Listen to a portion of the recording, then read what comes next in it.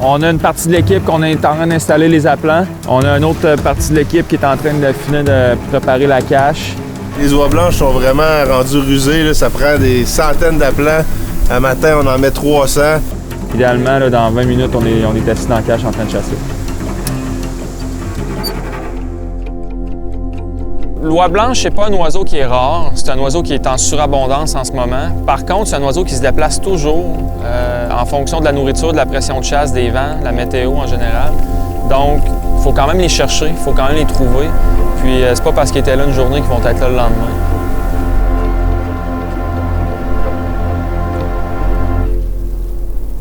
Tout le monde est prêt, on est installé dans la cache. Là, il reste juste les oiseaux à voler. On est vraiment excités, on est une belle gang un matin. Puis on est super bien camouflés. Fait que, on espère qu'ils ne nous voient pas et qu'ils descendent directement dans les appels. Go!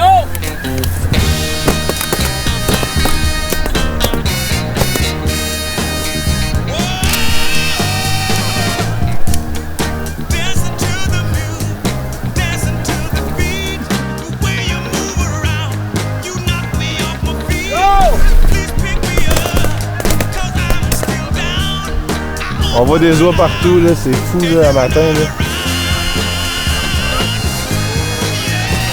Ça m'impressionne tout le temps de voir à quel point c'est gros ces oiseaux-là. Je dirais que chaque personne va avoir un souvenir différent et unique d'une chasse qu'on va faire avec eux. C'est ça la chasse, souvent on a la chance de discuter, puis j'étais content d'être assis à côté de Sylvain.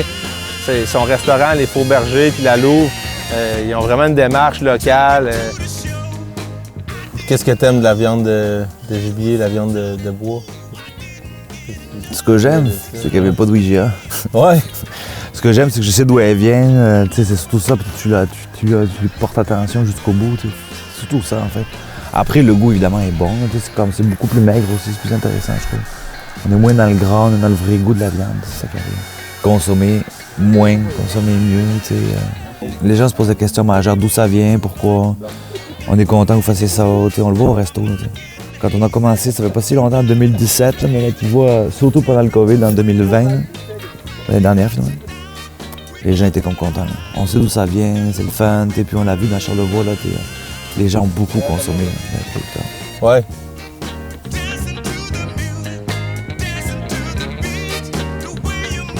Go!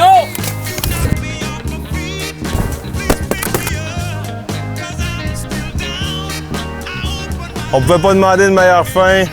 On a chassé jusqu'au coucher de soleil, puis on a eu des super belles volées, fait que ça finit vraiment bien le voyage.